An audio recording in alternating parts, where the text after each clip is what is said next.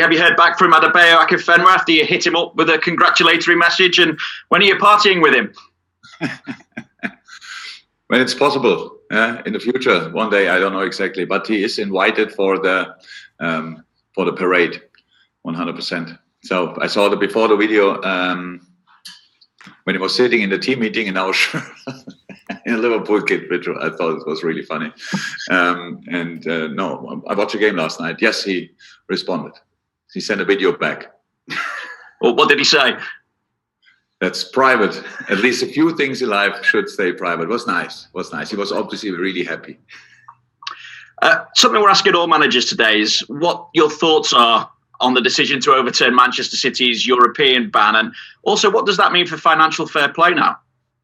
I think we should move that question to the end, because if I give my answer now, then nobody will listen to the rest.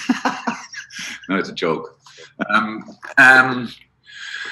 Well, I don't even know if I can answer it. It's one of the big issues I have is obviously I think it's a serious subject. So and then I said it a couple of times before that not speaking in your native language is a problem, obviously. So let's start like this. I'm from a personal point of view, I'm happy that City can play Champions League next year, because if I think about the league and City has 10, 12 games less, I don't see for resting players. I don't see any chance for any teams in the league, honestly. And apart from that,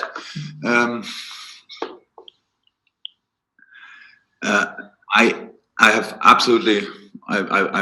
I don't wish anybody anything bad and stuff. I said I'm happy that City can play Champions League, but I don't think it was a good day for football yesterday, to be honest. Just because I think FFP is a good idea. It's there for protecting teams, protecting the competition.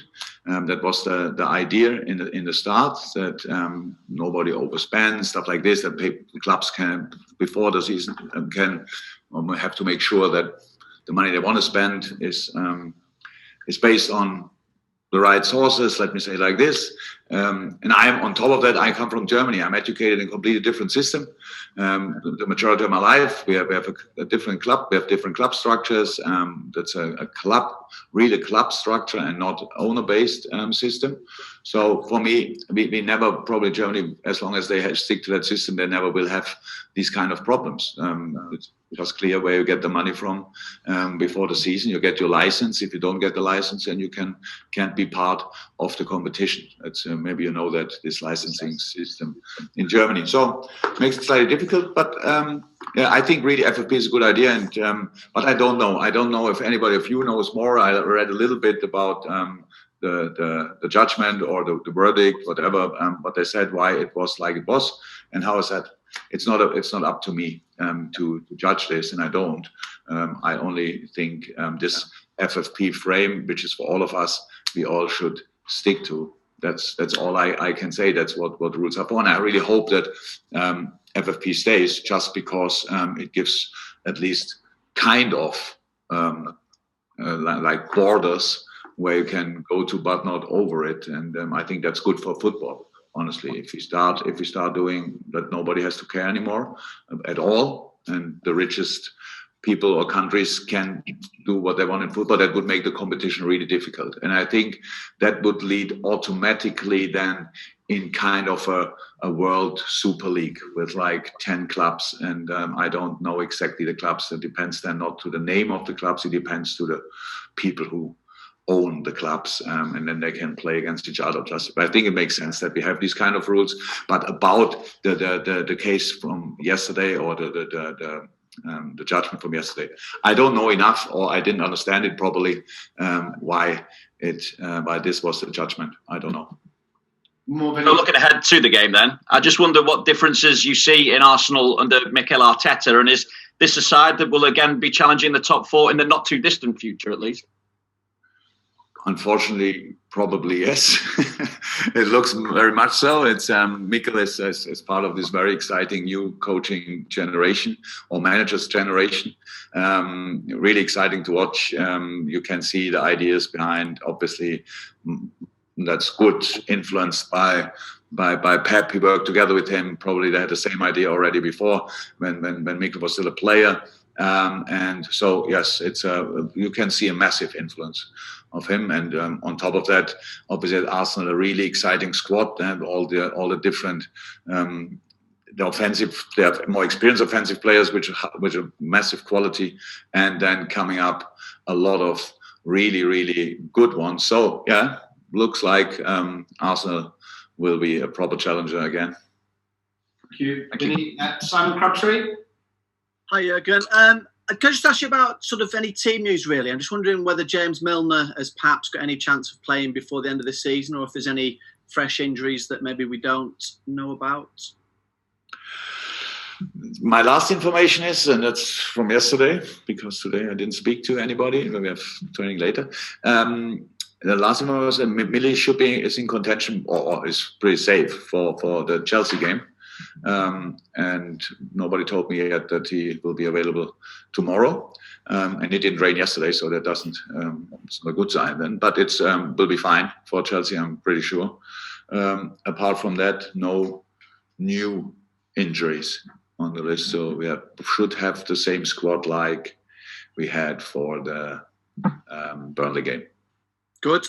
In the Liverpool Echo today, our friends there said it was 3 years to the day since Mo Salah made his first appearance in a Liverpool shirt in that pre-season friendly against Wigan when he scored and went off at half-time. And if he plays against Arsenal, it will be his 150th competitive appearance. So I'm just wondering if this is a good time for you to remind us about the first time that he really came on to your radar as a player, and the first time as well that you thought, we've got to have him now. First and foremost, that means he played 50 games a year, each season, 50 games, and still counting. So probably then, yeah, unbelievable. So it's a big number, and obviously he was lucky. We were lucky that he could play all these games because he was not injured, which is good.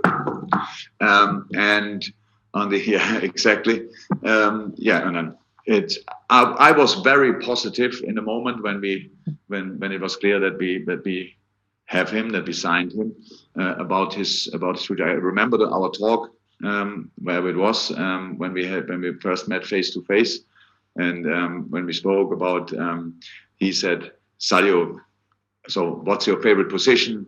Yeah, it would be right wing. Okay, but Sadio Mane is playing there. He told me and said he plays a pretty good season.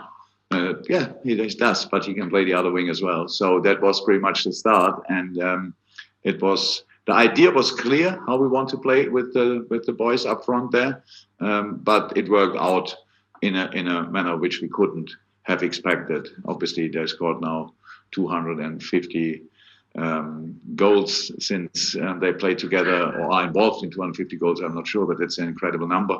So yeah, it was a good day for Liverpool and a very good day as well for Mo, because I think it fits really well, and that's very important in life, that you cannot change the world alone, but together with the right people around you, you have a better chance to do it. Thank you, Simon. Juliet, the BBC. Hey, Jurgen. Just listening to what you said about FFP with the richest clubs in the country, is if they don't stick to it, it kind of can make football more difficult.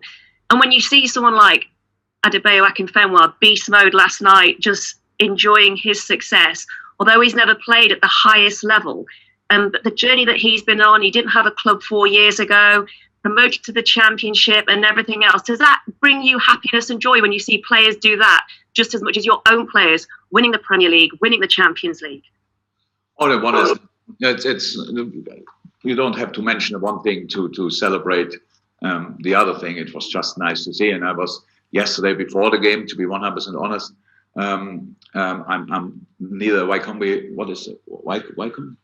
Wickham, how you say it, Wickham supporter or Oxford supporter, but Ben Woodburn plays for Oxford, so I was slightly more on the side of Oxford, but I watched the game just for because I want to see it, and then when they won it, and that's just nice. You see how much it means to them. I don't, as when you are involved, I don't like the playoffs too much. I was in my life once or twice. It's the pressure is really is incredible. It's not a lot to do with enjoyment, but the winner afterwards is obviously outstanding, and I liked it a lot. It meant a lot to the manager last night, obviously to all the players there. It meant a lot, and it was on the other side really hard for the Oxford boys. So that's how football is sometimes. There's only one winner possible in these kind of games, and it was last night.